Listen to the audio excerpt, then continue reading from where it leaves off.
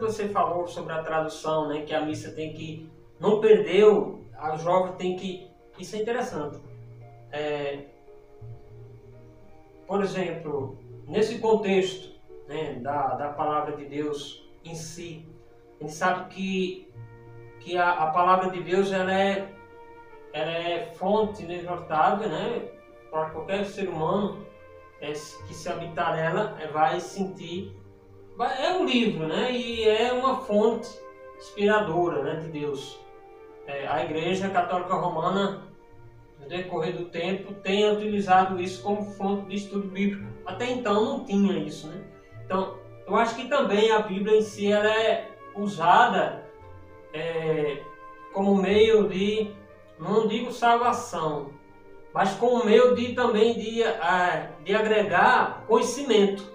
Porque quando você lê a Bíblia, você abre o leque. Eu mesmo aprendi, né, a ler, aprendi as coisas lendo a Bíblia. Então, na época, para mim, foi um impacto, porque eu não conhecia a verdade, né? E hoje em dia eu não conheço só uma verdade, eu conheço várias verdades. Então, nesse contexto, a Igreja Romana, ou a Igreja Católica em si, ela quando se abriu para esse movimento carismático, digamos assim, né? Ela teve um gol, ela teve uma função, ela teve um levantamento. Muitas pessoas se converteram novamente, né?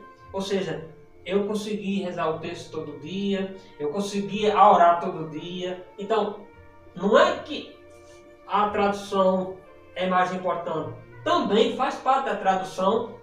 Não estou falando mal dos carismáticos, nem dos irmãos protestantes. Não, eu estou falando que o papel da Bíblia em si, ele abre a mente. E quando eu e você lendo a Bíblia, independentemente do culto, independentemente da missa, da Eucaristia, etc., que é o mais importante, mas ela tem uma coisa importante. Na verdade, você sabe que você já teve experiência de tudo que eu estou falando isso, né? Você teve essa experiência, você conheceu o movimento carismático através da Bíblia, você leu a Bíblia e ficou encantado, até você participou da comunidade Shalom, você já foi até membro da comunidade Shalom, né? Então, isso não é interessante, essa ideia? Interessante realmente a Bíblia, a palavra de Deus é importante. Agora, quando a Igreja Católica fala de palavra de Deus... tem tanto que Martinho Lutero traduziu. Ela fala tanto das escrituras como da tradição, né? Que é a palavra de Deus para nós. Isso. A questão é o seguinte, eu participei realmente durante um tempo, acho que mais de 10 anos, 15 anos da renovação carismática, né? Participei um tempo do Shalom, né? Fui postulante e aprendi muito com o Shalom, aprendi muito com a renovação carismática. A renovação carismática é muito importante para a Igreja Católica, é um movimento aprovado pela Igreja Católica, pelos papas, né? Eu vejo que a renovação carismática faz um grande serviço para a Igreja quando ela ensina a Bíblia, a tradição, leva as pessoas a adorar a Eucaristia, a rezar o texto. Que foi montada justamente com os evangélicos, né? Isso. A renovação carismática, ela teve um início ecumênico, mas, como diz o padre Paulo Ricardo, a renovação carismática, quando ela se apresentou diante do Papa Paulo VI e ela se submeteu à Igreja, então a renovação carismática, mesmo que ela tenha tido um início ecumênico, ela é católica, apostólica e romana, né? E toda a vida que a renovação carismática ela ensina aquilo que a Igreja Católica ensina, ela é muito útil para a Igreja, entendeu? Se alguém se desvia disso, com certeza ela não está seguindo o pensamento da renovação carismática.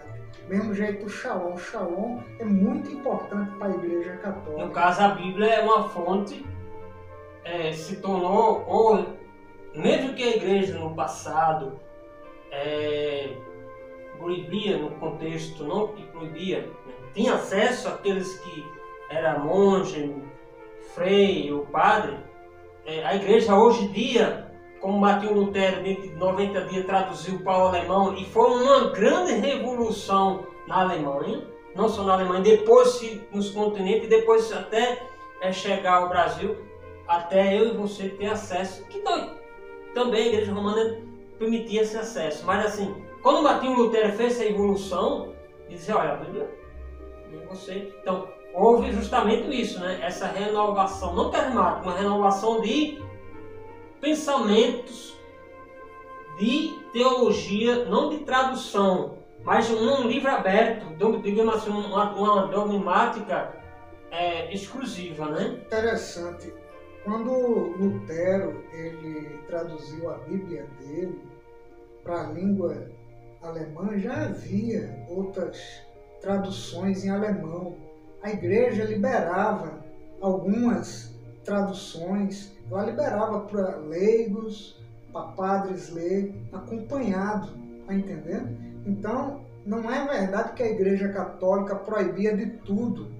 O que ela não permitia era livre interpretação, porque, no caso, a pessoa pode estar lendo a Bíblia e ela pensa que ela está entendendo a palavra de Deus, mas muitas vezes ela está sendo manipulada por lobos, por pessoas mal intencionadas, que estão afastando ela da fé católica. Novamente eu digo, eu não quero e não estou atacando os irmãos separados. Até porque os irmãos hoje em dia, os irmãos evangélicos, têm formação.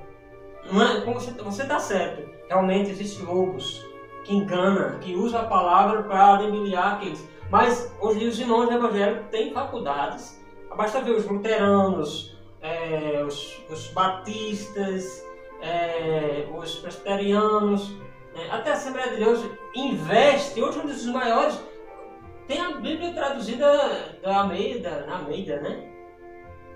Uma Bíblia mais, então, até os estudiosos procuram essa Bíblia da tradução a tradução Almeida, né? Almeida, que é evangélica, né? Então, é interessante também, né? Não é só que a igreja romana teve acesso, traduziu, etc.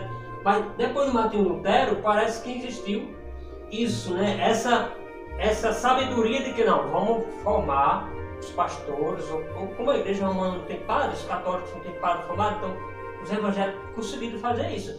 Poucos, mas conseguiram. Não, interessante, eles conseguiram. Realmente eles estão de parabéns, eles têm faculdades, eles têm seminários, muitos estudam com seriedade, como os luteranos, os calvinistas, presbiterianos, batistas, são pessoas que realmente estudam e sabem muito. Mas quando eles se afastam da tradição católica, aí é que vem a dificuldade. Enquanto eles ensinam a Santíssima Trindade, as duas naturezas de Cristo, quando eles ensinam sobre céu, inferno, predestinação, livre-arbítrio, eles estão ensinando coisas católicas,